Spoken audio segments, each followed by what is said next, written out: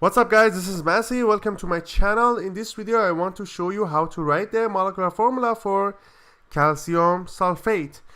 Calcium belongs to group 2, so it is Ca2+, and on the other hand we have sulfate, which is a polyatomic ion, and that's SO4 2-. So -2, +2. So let's see what is happening.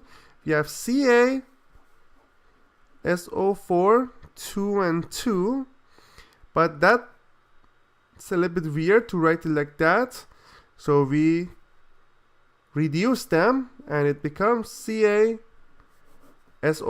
So that's the molecular formula of calcium sulfate. Please leave me a comment if you have any question and I'll get back to you as soon as I can.